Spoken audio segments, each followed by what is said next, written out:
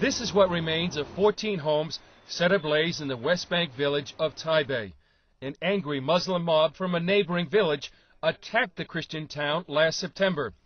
They said they were avenging the dishonor of a Muslim woman allegedly impregnated by a Christian employer from Taibeh. Taibeh is the only West Bank village completely inhabited by Christians, about 2,000 of them. It was originally called Ephraim. It's mentioned in the Old Testament and in the book of John as a village where Jesus stayed. Mayor David Horry says the attack would not have occurred if Taibeh were a Muslim village instead of a Christian one. It happened many times between Muslim and Muslim, and what they did is most times they would just marry the girl off. And if they gave us a chance and proved that this pregnancy was from the man from Taibeh, maybe we would have married him off to that girl. Palestinian officials are downplaying what happened here, depicting it as a dispute between families, the result of an out-of-wedlock romance. But some villages insist the incident was pure religious hatred. Taibeh Christians were used as scapegoats. Some of the 400 attackers were reportedly heard shouting, Allahu Akbar, God is great, as they threw Molotov cocktails at Christian houses.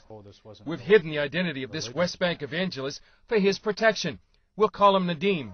He suggests Palestinian authorities are covering up a larger problem, a rising tide of Muslim intolerance and violence directed against the Christian minority.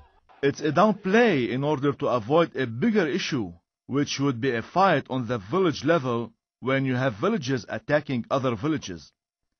It's easier for them to downplay it in order to avoid the bigger problem, which I don't know there will be enough officials around to handle it if it were to come about.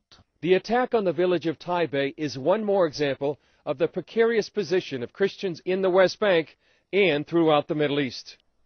Last February, hundreds of Druze Muslims attacked Palestinian Christians in the northern Israeli village of Mugar. Rioters damaged 125 homes and businesses after a Druze teenager spread the false rumor that Christians had posted pornographic images of Druze women on the internet. Palestinian Christians are in very dire straits. International human rights attorney Justice Weiner has researched the plight of Palestinian Christians for more than 8 years. His findings were recently published by the Jerusalem Center for Public Affairs. Weiner says Palestinian Christians are now living in fear because persecution against them is increasing. I think that the situation has been on a steep downhill for at least 12 years since Israel withdrew from the Palestinian populated areas of the West Bank and Gaza. They fear for their own lives, they fear for their family, they fear for their future as a community. A community that many Christians believe will be marginalized as the Palestinians move towards statehood. It's a hurt church, it's a suffering church. There's no mercy. This Palestinian woman suggests the marginalization of Christians has already begun. We'll call her Hanan. We've hidden her identity to protect her from retribution. Hanan says Christians are now being treated as second-class citizens in the Holy Land because Islamists dominate the Palestinian Authority. Now all the leadership and the people who are in authority, Muslims, and they force their laws, their teachings, their Quran, everything in courts, everywhere, in the schools, everywhere. You know, they threaten people. People afraid to say no. Western leaders say elections scheduled for January prove the Palestinians are committed to establishing a democratic society. But the draft Palestinian constitution shows a government consigned to institutionalizing Islam over secularism. While the draft constitution pledges to guarantee freedom of worship, Islam is stated as the official religion of Palestine. Sharia law is stated as the primary source of legislation. Under Sharia law, any Muslim who leaves Islam and converts to another faith must be killed. And so it was for falafel stand owner Ahmed El Akwal. This father of 8 converted to Christianity and held regular Bible studies in his home. He suffered repeated arrests and torture at the hands of Palestinian Authority police. Weiner met and interviewed Aqwal prior to his death in January 2004. He showed me at the time the results of his what were then recent arrests, which included burns all over his body, where hut pieces of sheet metal were taken from a fire and touched to his skin.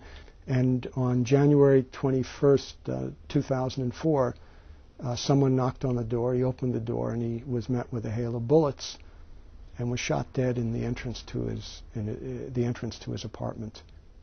A lot of families, they are leaving because they can't do anything about what's going on.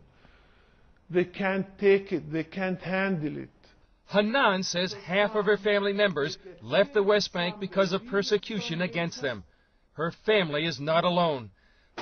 Political instability, economic hardship, and human rights violations have caused a mass exodus of Christians from the West Bank and throughout the Middle East.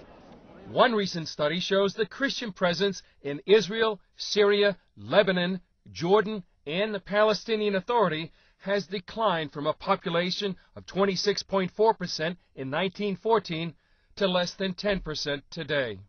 The city of Bethlehem, the birthplace of Jesus, was once a Christian city.